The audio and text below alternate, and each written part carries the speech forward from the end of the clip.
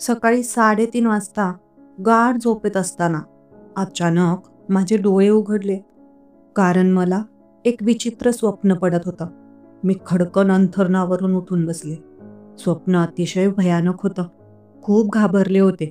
जेव्हा जाग आली तेव्हा कळालं की मगाशी जे काही बघितलं ते सत्य नव्हतं. ते सगळं एक स्वप्न होतं. कपाळावर घाम आला होता. समोर भिंतीवर घड्याळाकडे पाहिलं. तशीच बराच वेळ अंथरुणावर बसून माझ्या दुःखद आयुष्याचा विचार करत राहिले. थोड्या वेळाने झोपायचा प्रयत्न केला, पण झोप आलीच नाही.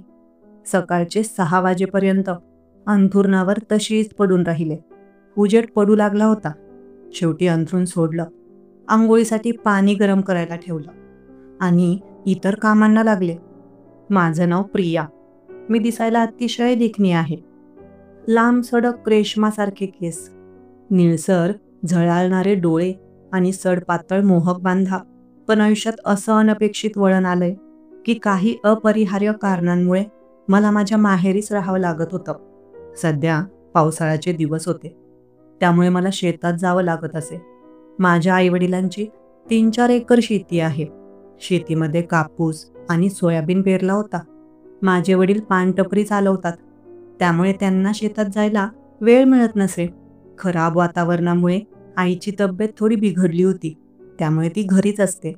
आज शेतामध्ये गवत काढायला जायचं होतं, त्यामुळे मी सकाळी लवकरच उठले. घरातली सगळं काम आवरून शेताकडे निघाले. शेजारच्या गावातल्या 2 बायकांना माझ्या शेतामध्ये गवत काढण्यासाठी सांगितलं होतं. दिवसभर शेतातच राहावं लागणार होतं, त्यामुळे दुपारच्या न्याहारीचा डब्बा सोबत घेऊनच मी शेताकडे निघाले होते. गाव ओलांडून गावाच्या बाहेर आले. गावाच्या बाहेर एक छोटी नदी आहे. तिला फारसं पाणी राहत नाही, पण सध्या पावसाळ्याचे दिवस असल्याने रोजच पाऊस पडत होता, त्यामुळे नदीला पाणी भरभरून वाहत होतं. नदी ओलांडून मला त्या पलीकडे जायचं होतं, पण नदीला पाणी खूप होतं. नदी ओलांडून तिकडे जाण्याची हिंमत होत नव्हती. विचार करत मी काही वेळ तिथेच नदीच्या काठावर उभी राहिले. थोड्या वेळाने कोणीतरी युवक मागून येताना दिसला. मी ठरवलं की आता हा जो युवक येत आहे याला पण नदी ओलांडून तिकडेच जायचं असेल तर आधी त्याला जाऊ देईन. तो नदी ओलांडून तिकडे गेल्यानंतर मला अंदाज येईल की नदीला किती पाणी आहे. मग ठरवेल की त्या पलीकडे जायचं की नाही. म्हणून मी तिथेच नदीच्या काठावर उभी राहिले. मागून जो युवक येत होता त्याच्या येण्याची वाट पाहत तिथेच थांबले. तो चालत चालत माझ्याजवळ आला. त्याने मला विचारलं, काय झालं? कशासाठी थांबला आहात? आता त्याला काय सांगावं मला काही कळेना. मी त्याच्याकडे पाहिलं. त्याचा चेहरा ओळखीचा वाटला. मी त्याला याआधीही बऱ्याचदा पाहिलं होतं, कारण त्याचं शेत माझ्या शेताच्या पलीकडेच आहे. त्याने एकदा परत विचारलं, अहो काय झालं, इथं का थांबला आहात? मी म्हणाले, अहो नदीला जास्त पाणी आहे ना, त्यामुळे तिकडे जाण्याची मला भीती वाटते. तो गालातल्या गालात हसला आणि म्हणाला, ठीक आहे, तुम्ही घाबरू नका. मी आधी नदीच्या पलीकडे जातो आणि पाणी किती आहे त्याचा अंदाज घेतो. त्यानंतर तुम्हाला सांगतो की तुम्ही इकडे यायचं की नाही. हो ठीक आहे, चालेल, धन्यवाद. त्याच्या पायात चप्पल होती. त्याने पायातील चप्पल बाजूला काढली आणि खाली वाकून ती चप्पल हातात घेतली. मग त्याने पॅन्ट थोडी वर गुडघ्यांपर्यंत केली आणि पाण्यात उतरला. हळूहळू नदीमध्ये जाऊ लागला. जसा तो पुढे पुढे जात होता तसं पाण्यामध्ये त्याचे पाय जास्तीत जास्त बुडत चालले होते. हळूहळू तो पुढे जाऊ लागला. तसं तसं पाणी वाढत होतं. असं वाटू लागलं तो नदीच्या अगदी मध्यभागी गेला. नदीचा जोर खूप जास्त होता, पण तरीही तो संयमाने हळूहळू पुढे जात राहिला. मग शेवटी तो नदीच्या पलीकडे गेला. तिथे जाऊन त्याने माझ्याकडे पाहिलं आणि जोरात म्हणाला, अहो हे बघा, जास्त काही पाणी नाही, तुम्ही आरामात येऊ शकता इकडे. पण खरं तर माझी तिकडे जाण्याची हिंमत होतच नव्हती. मी आता दुविधेत होते. विचार करत तिथेच उभी राहिले. तो परत म्हणाला, अहो यायचं आहे ना तुम्हाला इकडच्या थडीला? हो यायचं आहे, पण पाणी खूप आहे. एवढं काही नाही पाणी, तुम्ही आरामात येऊ शकता इकडे, हिंमत ठेवा. मी आता एक पाऊल पुढे टाकलं आणि परत जागेवर थांबले. खरं तर माझी पाण्यात उतरण्याची हिंमतच होत नव्हती. तो तिथून जोरात म्हणाला, बरं तुम्ही एक काम करा, तिथेच थांबा. मी परत येतो तिकडे आणि आपण दोघं मिळून मग इकडच्या तीराला येऊ. तो परत तिकडच्या तीराकडून इकडे माझ्याकडे आला. माझ्या एका हातात जेवणाचा डब्बा होता.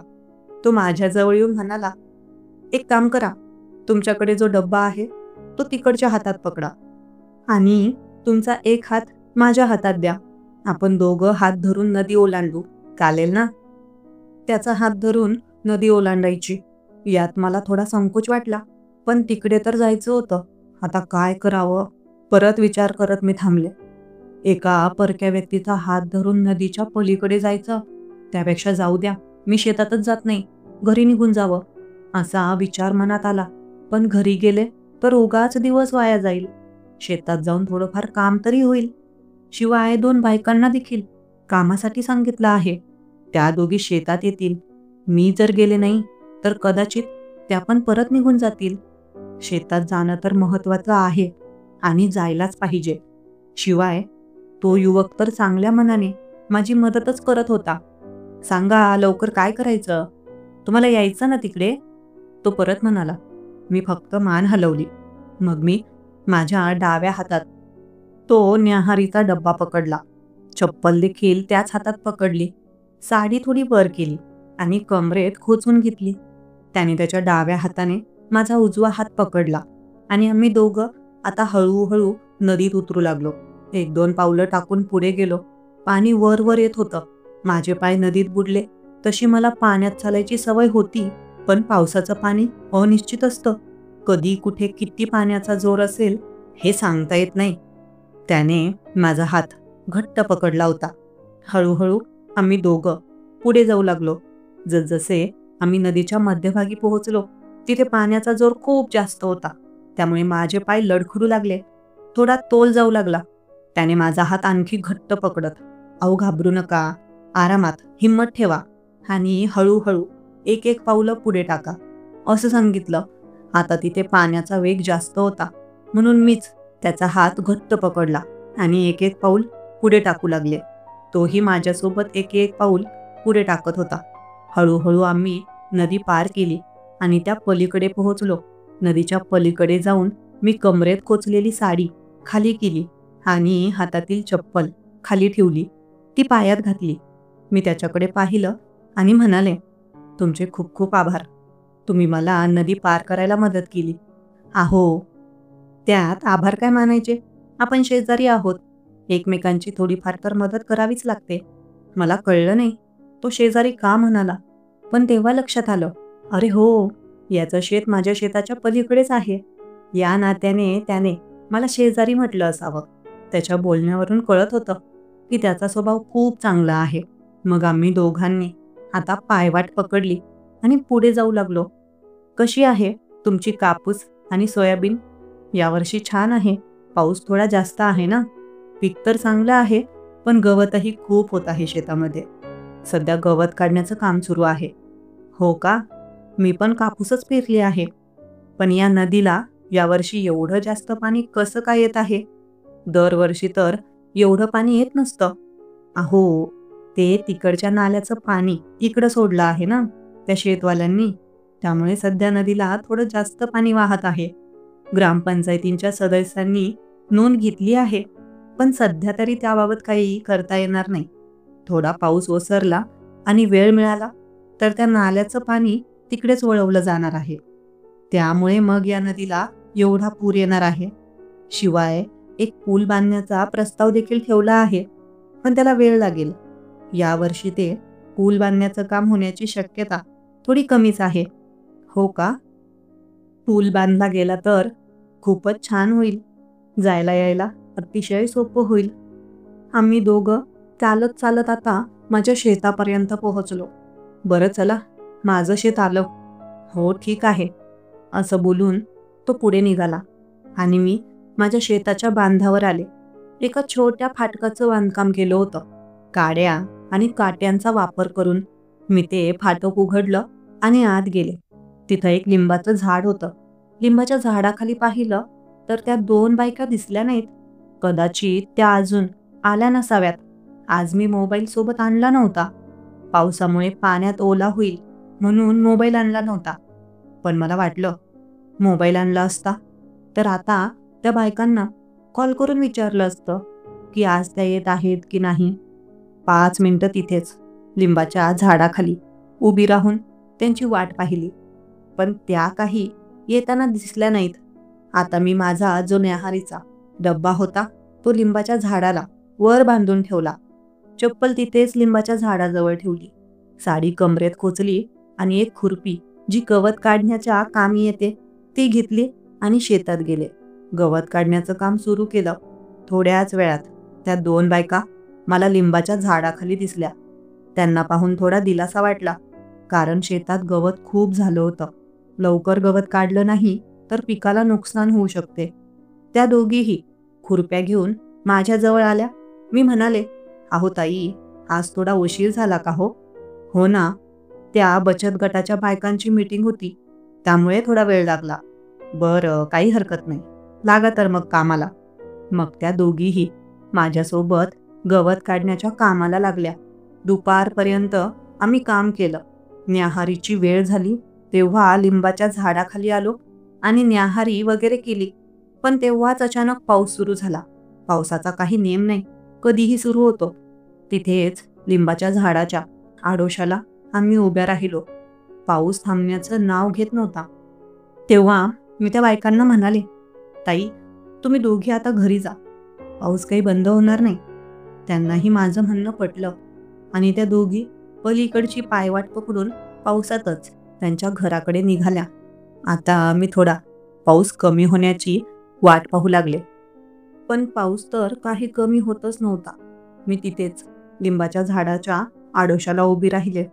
पाऊस खूप जोरात येत होता, त्यामुळे शेतातूनही पाणी वाहू लागलं. पण जवळजवळ 2 तासांनी पाऊस बंद झाला. मी शेताच्या बाहेर आले. तिथे थोडं मोकळं होतं आणि चिखल वगैरे नव्हता. सोबत छत्री आणायचं विसरले होते. आज लिंबाच्या झाडाखाली थांबले होते, पण तरीही पावसाचे थेंब माझ्या अंगावर पडले आणि मी काहीशी ओली झाले होते. आता शेतात जाऊन गवत वगैरे काढणं शक्य नव्हतं, कारण शेतात खूप पाणी साचलं होतं. दुपारचे 3 वाजले असतील. आता घरी जाण्याशिवाय काही पर्याय नव्हता. पण माझ्या लक्षात आलं, अरे, नदीला तर अजूनही पूर असेलच. आता तिकडे कसं जाऊ? शेतातून गावात जाण्यासाठी दुसरा एक रस्ता होता, पण तिकडून जायचं असेल तर खूप फेरा पडत असे. मी ठरवलं की माझ्या शेताच्या पलीकडे तो युवक आहे, ज्याने मला सकाळी नदी पार करायला मदत केली होती. तो जर आला तर बरं होईल. थोडा वेळ वाट बघते. आला नाही तर मग त्या दुसऱ्या मार्गाने जाईन. मी थोडा वेळ वाट पाहिली, पण तो युवक आलाच नाही. शेवटी मग त्या दुसऱ्या रस्त्याने निघाले. त्या रस्त्याने खूपच चिखल होता. चप्पल हातात घेतली आणि तशीच चिखलातून हळूहळू चालत गेले. त्या रस्त्याने गावाकडे जायचं असेल तर खूपच लांब होतं, पण काय करायचं, दुसरा काही पर्याय नव्हता.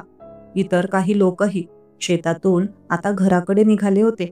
इतका पाऊस आला की शेतात पाणी साचलं. काम करता येणं शक्य नव्हतं. त्यामुळे जे लोक शेतात आले होते ते आता घराकडे परतू लागले. तो लांबचा रस्ता हळूहळू पार करून मी शेवटी गावात पोहोचले. मी ज्या गल्लीत राहते तिथून फार लांब गावात घुसले होते. तिकडून सर्व गल्ल्या पार करत माझ्या घराकडे आले. साडी बरीच ओली झाली होती. घरी आले तेव्हा बाबा टपरीवरच होते. आई घरात होती. तिने मला पाहिलं आणि म्हणाली, "काय ग प्रिया, एवढी ओली झालीस? छत्री घेऊन जायचं होतं ना." "अगं आई, हो ना, छत्री घेऊन जायचं विसरलेच मी." "बरं जा, साडी बदलून घे. मी मस्त गरमागरम चहा बनवते. चहा घेतला की बरं वाटेल." "होय, ठीक आहे आई." मी आता दुसरी साडी आणि ब्लाऊज घेतलं. ते घेऊन बाथरूममध्ये गेले. गरम पाणी केलं होतं म्हणून आंघोळच करून घेतली आणि मग साडी नेसून बाहेर आले. आईने मस्त गरमागरम चहा दिला. गरमागरम चहा प्यायल्यानंतर अंगात तरतरी आली. जेवण वगैरे झाल्यानंतर झोपण्यासाठी बिछाण्यावर गेले. झोपताना दिवसभर काय काय झालं ते सर्व आठवत होतं. पण एक गोष्ट मनात वारंवार येत होती. जेव्हा आम्ही नदी ओलांडत होते आणि त्या मुलाने माझा हात पकडला होता, त्या क्षणांमध्ये काहीतरी वेगळं होतं. एका अनोळखी व्यक्तीने, ज्याला मी नीट ओळखतही नाही, त्याने मला नदी ओलांडण्यात मदत केली आणि अशा पद्धतीने माझा हात पकडला होता जणू काही त्याचं आणि माझं नातं खूप पूर्वीपासूनचं आहे. पण तेव्हाच माझ्या मनात विचार आला की कदाचित मी जास्तच महत्वाकांक्षी होत आहे. अशा छोट्या मोठ्या घटना आयुष्यात घडतच असतात. त्याने मला नदी ओलांडून तिकडे सोडलं आणि पुढे त्याच्या कामासाठी निघून गेला.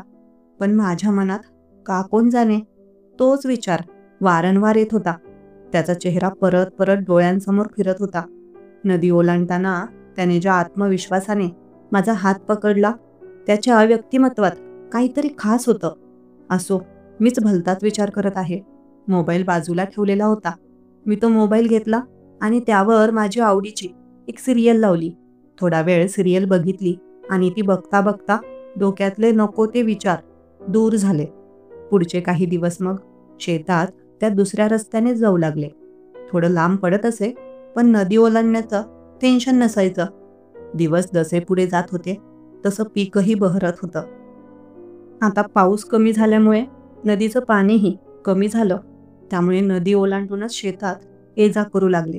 घरात नेहमी आई आणि वडील माझ्या भविष्याबद्दल काळजी करायचे, पण मी मुद्दामच त्याकडे दुर्लक्ष करत असे. आई खूप टेन्शन घ्यायची.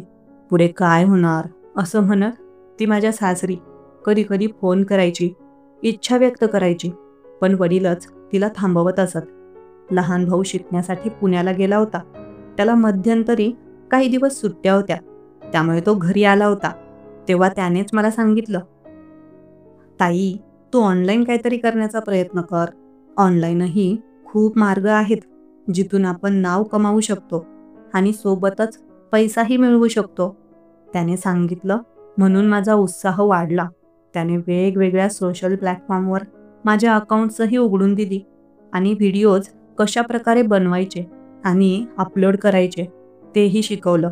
हे सोशल मीडियावर व्हिडिओ वगैरे बनवण्याचं काम मला थोडं मनापासून आवडत होतं. सोबतच शेतीचंही काम सुरू असायचं. त्यामुळे दिवस कधी निघून जायचा कळायचंच नाही. मी सोशल मीडियावर माझा एक व्हिडिओ टाकलेला होता.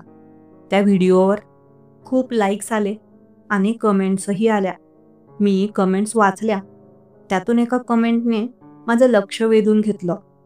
कोणी कमेंट केली होती त्याचा फोटो पाहिला तर चेहरा ओळखीचा वाटला. अरे होय, हा तर तोच आहे ज्याने मला त्या दिवशी नदी पार करायला मदत केली होती.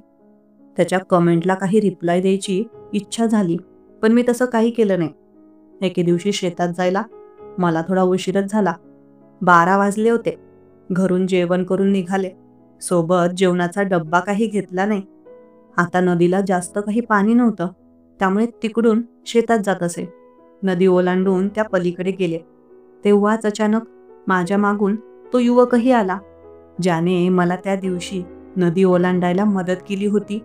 मी त्याच्याकडे जास्त काही लक्ष दिलं नाही आणि पुढे चालू लागले. तो माझ्या मागे मागे थोड्या जोरात चालत माझ्या जवळ आला आणि म्हणाला, अहो, काय चाललंय सध्या? बरी आहे का कापूस तुमची? हो, छान आहे. आजूबाजूला कोणी नव्हतं, कारण 12 वाजेची वेळ होती. तेव्हा रस्त्यावर फारसं कोणी नसतं. मला त्याच्यासोबत चालताना थोडा संकोच वाटत होता. तेव्हा तो म्हणाला, अहो, एक विचारू का? हो, विचारा ना. तुम्ही सोशल मीडियावर व्हिडिओ अपलोड करता का? त्याचं हे बोलणं ऐकून मी थोडी चकित झाले, पण त्याने कदाचित माझा व्हिडिओ पाहिला असावा. तेव्हा मी नाकारू शकले नाही. मी म्हणाले, होय, मी व्हिडिओ अपलोड करते कधी कधी. अच्छा, हो का? मी तुमचे काही व्हिडिओज बघितले. खूप छान व्हिडिओज असतात तुमचे. अच्छा, हो का? Thank you. आता मला खात्री झाली की त्या दिवशी माझ्या व्हिडिओवर जी कमेंट आली होती ती या व्यक्तीनेच केली होती. तुमचं नाव प्रिया आहे का? म्हणजे सोशल मीडियावर प्रिया नाव होतं म्हणून विचारलं. होय, माझं नाव प्रियाच आहे. त्या दिवशी त्या व्यक्तीने कमेंट केली होती, पण मी त्याचं नाव पाहू शकले नाही. मी म्हणाले, तुमचं नाव काय? मी रुपेश. आज उशीर झाला तुम्हाला शेतात यायला? हो, आज थोडं काम होतं घरी, त्यामुळे उशिरा निघाले. अच्छा, हो का? आम्ही दोघं चालत चालत माझ्या शेतापर्यंत पोहोचलो. आता मी माझ्या शेताकडे वळणार होते. तेव्हा तो म्हणाला, अहो, मला पाण्याची तहान लागली आहे. तुमच्या शेतात आहे का पाणी? हो आहे ना, विहिरीचं पाणी. हो का? बरं, मला पाणी प्यायचं आहे. येऊ का तुमच्या शेतात? अहो, असं काय विचारता? नक्कीच, या की. पाणी पाजणं हे पुण्याचं काम असतं. मी असं बोलल्यानंतर तो थोडा हसायला लागला. मग माझ्या शेताजवळ आला. फाटक उघडलं आणि दोघं आत गेलो. लिंबाचं झाड होतं, पण तिथे मी माझी चप्पल काढली. त्याला म्हणाले, "तुम्हाला पाणी प्यायचं आहे ना? विहीर तिकडे आहे." "हो, माहिती आहे. तुमची विहीर त्या पलीकडे आहे." "बरं चला, तिकडे जाऊ." असं तो म्हणाला. मग आम्ही तिथेच कापसाच्या शेतातून विहिरीकडे पोहोचलो. विहिरीजवळ एक दोरी आणि पाण्याची बादली होती. मी विहिरीतून पाणी बाहेर काढलं. तिथेच बाजूला ग्लास ठेवला होता. ग्लास धुतला आणि भरून त्याला दिला. त्याने एक ग्लास पाणी पिऊन घेतलं आणि दुसरा ग्लास आणखी मागून घेतला. कदाचित त्याला खूप तहान लागली असावी, म्हणून 2 ग्लास पाणी तो फटाफट पिऊन गेला. त्याच्याकडून ग्लास घेतला आणि मी बाजूला ठेवून दिला. तेव्हा तो म्हणाला, "अहो प्रिया, तुम्हीही घ्या की पाणी." "नाही, मला अजून तहान लागली नाही. नंतर पिईन मी." "प्रिया, तुमच्या वडिलांची पानटपरी आहे ना?" "होय, आहे की." "प्रिया, तुमच्या वडिलांचा स्वभाव खूप चांगला आहे. मी कधी-कधी जात असतो पानटपरीवर." "हो का?" मला आता अपेक्षा होती की त्याचं पाणी पिऊन झालं आहे, तो माझ्या शेतातून त्याच्या शेताकडे जाईल. पण तो काही ना काही विषय काढून माझ्यासोबत बोलण्याचा प्रयत्न करत होता. तसं मला त्याच्याशी बोलायला काही अडचण नव्हती, पण मी त्याला एवढं ओळखत नाही आणि उगाच कशाला जास्त संभाषण करायचं, असं माझं मत होतं. पण तो या गावातला असूनही मी त्याला जास्त काही पाहिलं नव्हतं. गावातली बरीच पोरं मला लक्षात होती, पण त्याला मी शाळेत कधीही पाहिलं नव्हतं. माझ्याच वयाचा वाटत होता तो. तेव्हा मीच त्याला विचारलं, "तुम्ही या गावचे नाहीत का?" "अहो प्रिया, असं काय बोलताय? मी ह्याच गावाचा आहे." "पण मी शिकायला मामाच्या गावी होतो. माझी शाळा आणि कॉलेज तिकडेच झालं. आता सध्या पोलीस भरतीची तयारी करत आहे." "अच्छा, हो का? छान आहे. मलाही इच्छा होती पोलीस भरतीमध्ये जायची, पण आईने परवानगी दिली नाही." "हो प्रिया, तुमच्या आईचं चुकीचं आहे. पण आता कितीही झालं तरी आईला तुमची काळजी वाटते. त्यामुळे कदाचित तिने असं केलं असावं. पण प्रिया, एक सांगू का? तुमचे व्हिडिओ खूप छान असतात." "हो का? पण अहो, मला जास्त काही जमत नाही एडिटिंग वगैरे." "हो का? मला विचारू शकता तुम्ही. काय प्रॉब्लेम आहे?" "होय, खरंच? तुम्हाला माहिती आहे का?" "होय, मला बऱ्यापैकी माहिती आहे सोशल मीडियाची." "अच्छा, हे सांगा बरं मला." "हो, ठीक आहे. कुठेतरी बसूया, बसून सांगतो." मग आम्ही तिथून परत तिकडे पिंपळाच्या झाडाखाली गेलो. मी पुढे त्याला काही टेक्निकल गोष्टी विचारल्या. त्याने एक-एक करून मला सगळं समजावून सांगितलं. त्याने सगळं समजावून सांगितल्यामुळे मला खूप फायदा झाला. मी त्याचे आभार मानले. "Rupesh, thank you. मला एवढी मदत केल्याबद्दल." "अहो, त्यात काय एवढं? तुम्ही कधीही मला या गोष्टीबद्दल विचारू शकता. मी नेहमीच तुमची मदत करेन." "हो का? तुमचे खूप खूप आभार. बरं चला, प्रिया, मी जातो आता माझ्या शेताकडे. शेतात गुरं बांधलेली आहेत. त्यांना पाणी पाजायचं आहे आणि चारा देखील टाकायचा आहे." "हो का? ठीक आहे." मग तो त्याच्या शेताकडे निघून गेला. मला शेतात थोडंफार काम करायचं होतं. मी ते केलं आणि 5:30 वाजता घरी आले. आई देखील कधी-कधी माझ्यासोबत शेतात यायची, पण जेव्हा खूप महत्त्वाचं काम असायचं, तेव्हाच मी तिला शेतात येऊ देत असे. इतर वेळी ती घरीच असायची. शेतात काम नसलं तरी मी शेतात येऊन बसायचे, कारण घरी मला काही जमायचं नाही. शेतात आल्यावर काही व्हिडिओज वगैरे बनवण्याचं काम मला आरामात करता यायचं. मी आता रोज वेगवेगळ्या प्रकारचे व्हिडिओ बनवून सोशल मीडियावर अपलोड करायचे. वेगवेगळ्या लोकांच्या प्रतिक्रिया यायच्या, पण मला प्रत्येक वेळी रुपेशच्या कमेंटची प्रतीक्षा असायची. आता बऱ्याचदा असं होऊ लागलं की जेव्हा मी शेतात जायचे, तेव्हा रुपेशही त्याच वेळी त्याच्या शेतात जात असे. त्यामुळे आम्हा दोघांची भेट व्हायची, बोलणं व्हायचं. त्याचा स्वभाव खूप चांगला होता. त्याच्याशी बोलल्यावर मलाही बरं वाटायचं. पण त्याच्याशी बोलताना नेहमीच सावधता बाळगावी लागायची. कारण कितीही झालं तरी मी एक स्त्री आणि तो पुरुष. त्यामुळे जर कुणी आम्हाला असं नेहमी बोलताना पाहिलं तर कोणी उगाच संशय घेईल. एके दिवशी दुपारच्या वेळी मी शेतात लिंबाच्या झाडाखाली बसले होते. तेव्हाच मला लांबून रुपेश येताना दिसला.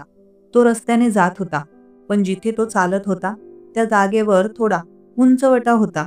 त्यामुळे तिथून आजूबाजूचा परिसर दिसत असे आणि त्या उंचीवर कोणी असलं तरी आजूबाजूच्या परिसरातून ते दिसत असे. रुपेशने तिथून मला पाहिलं. तो बऱ्याच लांब होता, पण तरीही मी त्याला तिथून ओळखलं की तो रुपेशच आहे. त्याने मला तिथूनच वर हात करून इशारा केला. मला थोडं वेगळं वाटलं, पण असो, मी तिथेच बसले होते लिंबाच्या झाडाखाली. काही वेळातच तो माझ्या जवळ येताना दिसला. मी त्याला पाहून थोडी दचकले. म्हणजे मला वाटलं नव्हतं की तो माझ्या शेताकडे येईल. तो सरळ त्याच्या शेताकडे निघून जाईल असं वाटलं होतं. पण तो माझ्याकडे येत आहे हे पाहून मी स्वतःला थोडं सावरलं. साडी वगैरे व्यवस्थित केली आणि केसही नीट केले. तो माझ्या जवळ आला आणि उत्साहाने म्हणाला, "हो प्रिया, कशा आहात?" "मी छान आहे. तुम्ही तर खूप छान व्हिडिओ अपलोड करायला लागलात." मी फक्त गोड लाजून शांत राहिले. "तुमच्या कापसाला तर कर्ह्या छान लागल्या आहेत आणि कुठे कुठे बोंडही फुटल्या आहेत." "हो ना रुपेश, पुढच्या हप्त्यात वेचणी करू." "प्रिया, एक विचारू का?" "हो विचारा ना." "म्हणजे तुम्ही माहेरीच राहता? सासरी काही भांडण झालं आहे का? किंवा घटस्फोट वगैरे झाला आहे का तुमचा?" "अहो नाही रुपेश, तसं काही नाही. खरं तर कारण वेगळंच आहे." "म्हणजे काय कारण आहे प्रिया?" "रुपेश, कदाचित तुम्हाला माहिती असेल, माझ्या घरची परिस्थिती साधारणच आहे. त्यामुळे 10वीच्या पुढे माझं शिक्षण झालं नाही. गावात 10वी पर्यंत शाळा होती. पुढे शिकायचं असेल तर शहरात जावं लागत असे. त्यामुळे माझं शिक्षण 10वी पर्यंतच झालं. नंतर कालांतराने माझं लग्नाचं वय झालं आणि आईवडिलांनी माझं लग्न करायची घाई सुरू केली. ज्या घरात माझं लग्न होणार होतं ती फॅमिली श्रीमंत होती. कसलीच कमी नव्हती त्यांच्याकडे. पण तरीही लग्नात आमच्याकडून 4 लाख रुपये हुंडा मागितला त्यांनी. माझ्या वडिलांकडे 4 लाख रुपये एवढी रक्कम तर नव्हती. पण सुरुवातीला 1 लाख रुपये दिले आणि 3 लाख रुपये नंतर देऊ असं ठरलं. त्यांनीही ते मान्य केलं आणि मग उत्साहाने आणि धूमधामात माझं लग्न झालं. लग्नाच्या काही महिन्यानंतर तर सर्व काही ठीक होतं. पण हळूहळू परिस्थिती बदलायला लागली. मला कळू लागलं की माझ्या सासरचे लोक जेवढे पैशाने श्रीमंत आहेत तेवढेच मनाने गरीब आहेत. ते नेहमी पैशांच्या बाबतीतच विचार करत असायचे. त्यांचे नातेसंबंधही त्यांच्यापासून दुरावले होते, पण त्यांना त्याची काही पर्वा नव्हती. माझ्या लग्नात 4 लाख रुपये हुंडा ठरला होता, पण त्यातून वडिलांनी फक्त 1 लाख रुपये दिले होते आणि 3 लाख रुपये द्यायचे बाकी होते.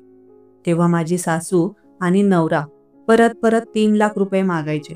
पण आता माझ्या घरची परिस्थिती एवढी चांगली नव्हती. वडिलांनी सांगितलं होतं की पैसे आले तसे आम्ही देऊन टाकू. पण लग्नानंतर काही महिन्यांतच माझ्या आईची तब्येत खराब झाली आणि तिच्या दवाखान्यात बराच पैसा खर्च झाला. त्यामुळे हुंड्याचे राहिलेले पैसे देणं शक्य झालं नाही. पण तरीही वडिलांनी नाही म्हणून सांगितलं नाही, नंतर देऊ असं सांगितलं. पण माझी सासू आणि नवरा नेहमीच पैसे कधी येतील यासाठी मला टोमणे मारत असायचे. 1-2दा मी त्यांना म्हणाले, तुमच्याकडे एवढे पैसे आहेत, माझ्या वडिलांनी 3 लाख रुपये दिले नाही तर तुम्ही काही गरीब होणार नाहीत. पण माझ्या सासूने आणि नवऱ्याने ते अजिबात ऐकलं नाही. ते भांडण करून मला नेहमीच माहेरी पाठवून देत असत आणि सांगत असायचे, पैसे असतील तर इथे ये, नाही तर येऊ नकोस. सुरुवातीला मी आईवडिलांना याबद्दल काही सांगितलं नाही, पण आईला कळालं की काहीतरी प्रॉब्लेम आहे. पण तरीही मी माहेरी जास्त राहत नसे. स्वतःहून सासरी निघून जायचे. सासरी मी सगळं काम करायचे, पण तरीही तिथले लोक मला किंमत देत नसत. एकदा तर माझ्या सासूने आणि नवऱ्याने माझ्याशी खूप भांडण केलं आणि मला माहेरी पाठवून दिलं. फक्त सांगून टाकलं, जोपर्यंत पैसे आणणार नाहीस तोपर्यंत इथे पाय ठेवायचा नाही. आता या गोष्टीला जवळजवळ 2 वर्ष झाली आहेत. तेव्हापासून मी माहेरीच आहे. मी ठरवलं आहे की पैसे कमवायचे आणि त्यांचे हुंड्याचे पैसे त्यांच्या हवाली करायचे. रुपेश, खरं सांगू का, पण कधी कधी असं वाटतं की मी सासरी जायलाच नको. माझं जीवन तिथे अगदी नरकासारखं आहे. घरात एवढी समृद्धी असूनही मनाला अजिबात शांती नाही आणि समाधान तर दूर दूरपर्यंत कुठेच नाही. आता भविष्यात काय होईल माहीत नाही. माझ्या आयुष्याबद्दल हे सर्व सांगताना मी खूप भावनिक झाले होते. न कळतच माझ्या डोळ्यात पाणी आलं होतं. मी काय परिस्थितीत होते आणि काय सहन केलं होतं हे ज्याने अनुभवलंय तोच समजू शकतो. प्रिया, तुम्ही वाईट वाटून घेऊ नका.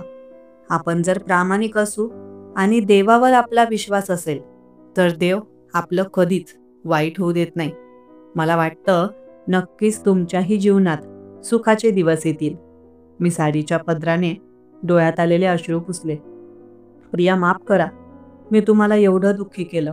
हे सर्व विचारून, अहो रुपेश, त्यात काय, जे सत्य आहे ते आहे. ते थोडं बदलणारं आहे. आणि असंही कितीतरी वर्षांनंतर मला कुणी माझ्याबद्दल एवढ्या आत्मीयतेने विचारलं नाही. आजकाल कोणाला वेळ नाही कोणाच्या आयुष्यात काय चाललंय हे जाणून घ्यायला. आणि असं पण किती लोक आहेत तरी जे आपल्याबद्दल जाणून घेतात आणि नंतर आपलीच खिल्ल उडवतात. तुम्ही मला आपलंसं वाटलात त्यामुळे तुम्हाला सांगितलं. रुपेशही थोडा भावनिक झाला होता. बरं, जाऊ द्या. रुपेश, तुमचं काय सुरू आहे? माझं काही नाही. तेच तुम्हाला सांगितलं ना, सध्या पोलीस भरतीची तयारी करत आहे. पुढच्या महिन्यात एका ठिकाणी भरतीसाठी जायचं आहे. बघूया काय होतं ते. त्यानंतर आम्ही थोडा वेळ तिथेच एकमेकांशी बोलत थांबलो. आज कितीतरी काळानंतर मला माझ्या आतले विचार व्यक्त करायला मिळाले होते. खूप मोकळं वाटत होतं मला. रुपेश अजून काही वेळ तिथेच थांबला. त्यांनाही त्यांच्या शेतात जायचं होतं. मीच म्हणाले, अहो रुपेश, तुम्हाला उशीर होत आहे. मग तेव्हा त्यांना भान आलं की त्यांना त्यांच्या शेतातही जायचं आहे. दिवस आता पुढे निघत होते. कापूस फुटला होता. मध्यंतरी कापूस वेचण्याचं कामही सुरू झालं. यावर्षी पाऊस चांगला असल्यामुळे शेतीचं उत्पन्न चांगलं होतं आणि सोबतच माझ्या सोशल मीडियाचं कामही सुरू होतं. तिथे मला आता चांगला प्रतिसाद मिळू लागला. कदाचित भविष्यात काहीतरी चांगलं होईल अशी आशा वाटू लागली. एके दिवशी दिवाळीची वेळ होती. सगळीकडे उत्साहाचं वातावरण तयार झालं होतं. गावात फटाके फुटायला सुरुवात झाली होती आणि इतर ठिकाणी फटाकेही विकले जात होते. पण माझ्या आयुष्यात तर दिवाळीसारखा सण नव्हताच. कारण आयुष्याने सध्या माझ्यासमोर जे काही वाढून ठेवलं होतं त्यामुळे दिवाळी साजरी करणं सध्या तरी माझ्या नशिबात नव्हतं. असे सण आले की मला खूप वाईट वाटायचं. कुठलाही सण मी अतिशय उत्साहाने साजरा करत नसे. होय, घरात आई वडिलांना आणि भावाला दाखवायचे की मी खुश आहे, पण खरं तर मी आतून दुःखी असायचे. पण नेहमीच रडणंही योग्य नाही, त्यामुळे चेहऱ्यावर खोटं हसू ठेवावं लागायचं. वडील कधी कधी सांगायचे माझ्या नवऱ्याला तलाक देऊन त्याच्याकडून मुक्तता करून घ्यायची आणि दुसरं लग्न करायचं. पण सध्या तरी मी अजून या गोष्टींसाठी तयार नव्हते. दिवाळीचे दिवस असल्याने सगळीकडे अगदी धुमाकूळ चालला होता. माझ्या काही मैत्रिणीही त्यांच्या सासरहून दिवाळी साजरी करण्यासाठी माहेरी आल्या होत्या. त्या मला माझ्याबद्दल विचारू लागल्या. तेव्हा मला अजूनच वाईट वाटायचं. त्यामुळे मी घरात किंवा गावात थांबायचे नाही.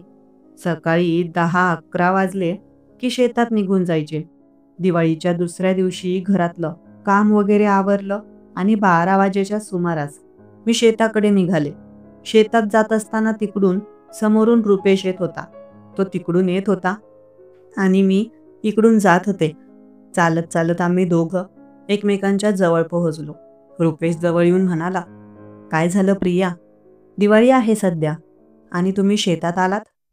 अहो काही नाही, घरात मला जमायचं नाही त्यामुळे सहज थोडा वेळ शेतात आले.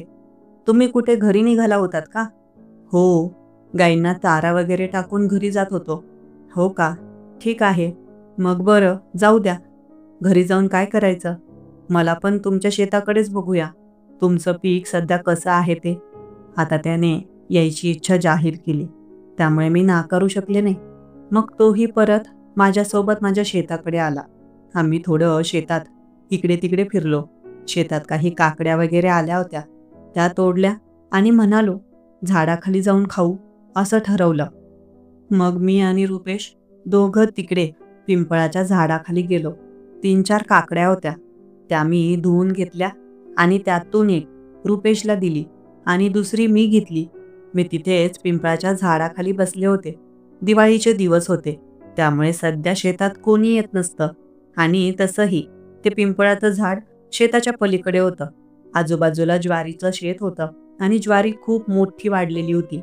त्यामुळे आम्ही तिथे बसलो आहोत हे कोणाला दिसणार नाही हे मला कळत होतं. म्हणूनच मी अगदी निवांत रुपेशच्या सोबतीत बसले होते. त्याच्या सोबतीत मला खूप छान वाटायचं. आम्ही दोघं एकमेकांना बऱ्यापैकी ओळखायला लागलो होतो. त्यामुळे कोणत्याही विषयावर अगदी मोकळेपणाने एकमेकांचं मत मांडायचो. थोड्या वेळाने मीच म्हणाले, "अहो रुपेश, तुम्हाला वेळ होत असेल तर तुम्ही जा घरी. आणि प्रिया, तू इथेच बसणार आहेस का? दिवाळी आहे, तुला घरी असायला हवं." रुपेश, सध्या आयुष्यात असे काही दिवस आहेत, त्यामुळे दिवाळी वगैरे साजरी करण्याची इच्छा होत नाही आणि मला सणांबद्दलही खूप काही उत्सुकता नाही सध्या. रुपेश माझ्यापासून काही अंतरावर बसला होता. तो उठून माझ्या जवळ आला आणि म्हणाला, "प्रिया, असं म्हणायचं नसतं. आयुष्यात चढ उतार येतच असतात. एवढं खचून चालत नाही. असे बरेच लोक आहेत ज्यांच्या आयुष्यात किती मोठमोठी दुःख आहेत, पण ते तरी जगणं सोडत नाहीत. आयुष्यात छोट्या छोट्या गोष्टी येत असतात. त्यांचा आपण आनंद व्यक्त करायलाच हवा. त्यालाच तर आयुष्य म्हणतात. प्रत्येक वेळी जर आपण असं निराश होऊन बसलो तर कसं होईल? प्रिया, प्रत्येकाच्या आयुष्यात काही ना काही दुःखद घटना घडलेल्या असतात.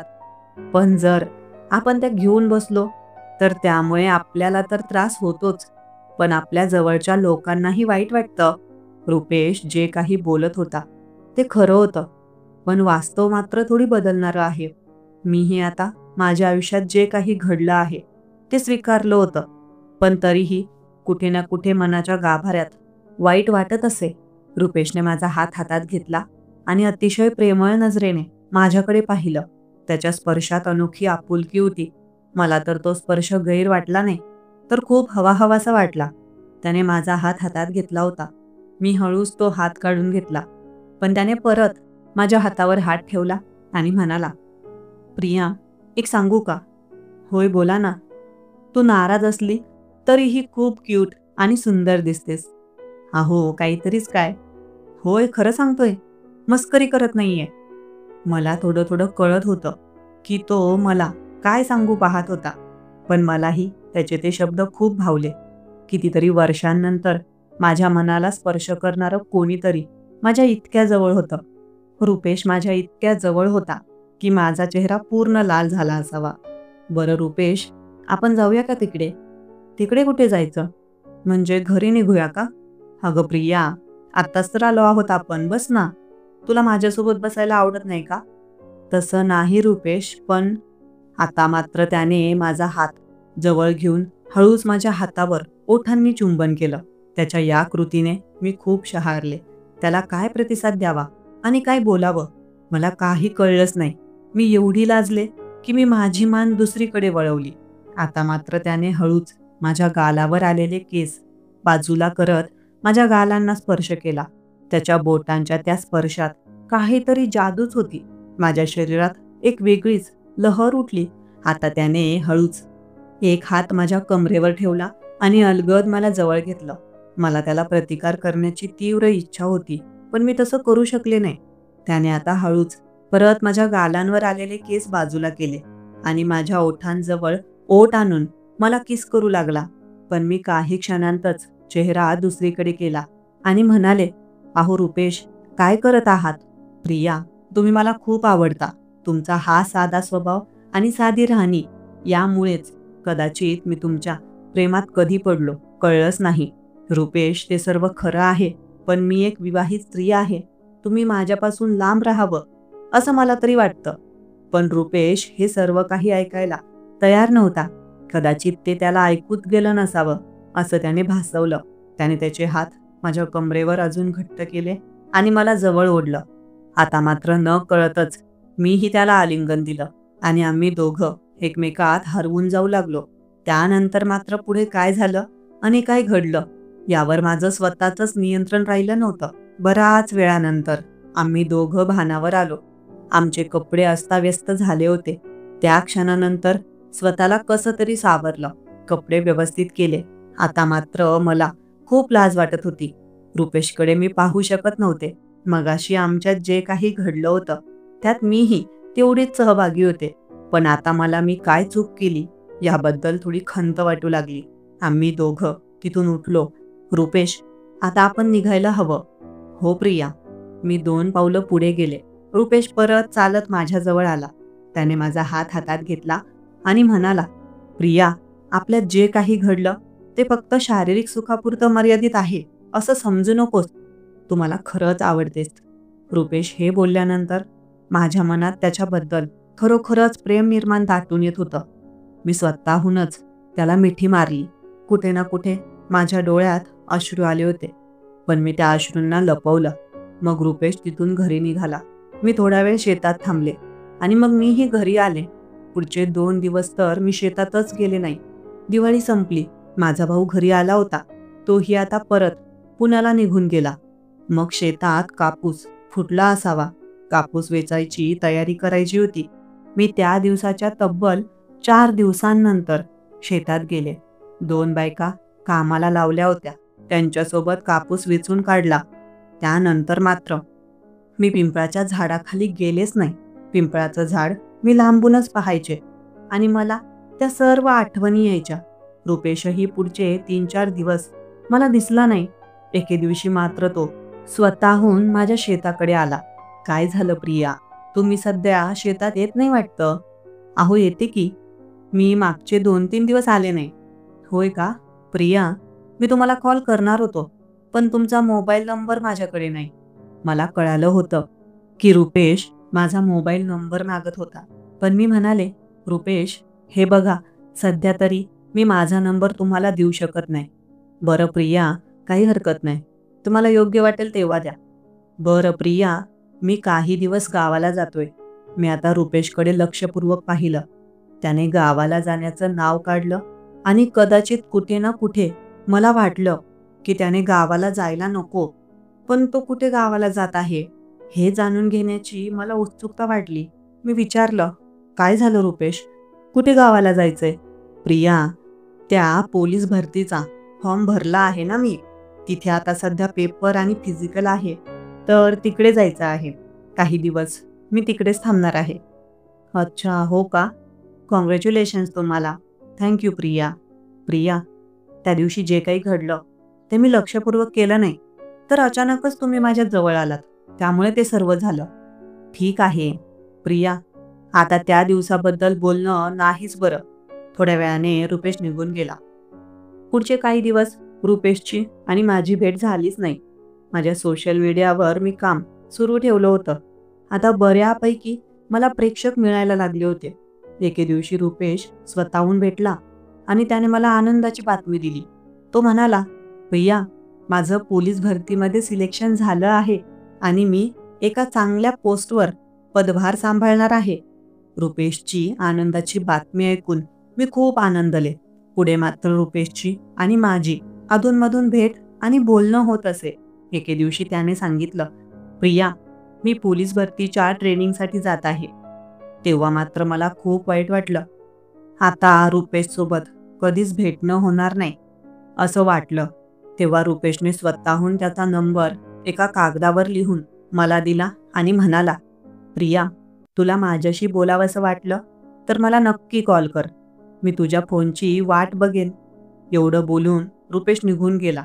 पुढचे काही दिवस तर मला बऱ्याच वेळा त्याची आठवण आली. त्याला कॉल करावा असं वाटलं, पण कॉल करण्याची हिंमत झाली नाही. पुढचे तब्बल 6 महिने असेच निघून गेले. 6 महिन्यांनंतर अखेर रुपेश काही दिवसांची सुट्टी घेऊन गावी परत आला. त्याने मला भेटण्याची विशेष वेळ ठरवली आणि एका संध्याकाळी अचानक माझ्या भेटीस आला. आम्ही एकमेकांना पाहिलं तेव्हा डोळ्यात अनेक आठवणी पुन्हा तरळून गेल्या. रुपेशचा चेहरा जरा गंभीर वाटत होता आणि बोलण्याच्या ओघात त्याने त्याच्या मनात साचलेल्या भावना माझ्यासमोर व्यक्त केल्या. त्याच्या डोळ्यात खंत स्पष्ट दिसत होती. तो म्हणाला, प्रिया, गेल्या 6 महिन्यात मी सतत तुझ्या फोन किंवा मेसेजची वाट पाहत होतो. मनात सतत हीच आशा होती की तू एक दिवस नक्की संपर्क करशील, पण तसं काहीच झालं नाही. त्याचं बोलणं ऐकून मी थोडी अस्वस्थ झाले. तो थोडा वेळ शांत राहिला आणि मग गंभीर आवाजात म्हणाला, "प्रिया, मला तुझ्याशी महत्त्वाचं काही बोलायचं आहे." मी त्याच्याकडे पाहत म्हणाले, "हो रुपेश, सांग ना काय आहे?" त्याने थेट माझ्या डोळ्यात बघितलं आणि म्हणाला, "प्रिया, तू माझ्याशी लग्न करशील का?" क्षणभर माझा श्वासच थांबला. त्याचं हे प्रास्ताविक वाक्य ऐकून मी गोंधळले, अवाक झाले. मला खरंच विश्वासच बसत नव्हता की रुपेश असं काही बोलू शकतो. मी परत विचारलं, "तू काय म्हणालास?" त्याने पुन्हा गंभीर आणि प्रेमळ सुरात तेच शब्द उच्चारले, "प्रिया, मी खूप विचार करून हे सांगतोय. तू माझ्याशी लग्न करशील का?" त्या क्षणी माझ्या मनात एकाच वेळी दोन विरुद्ध भावना उसळल्या, आनंद आणि दुःख.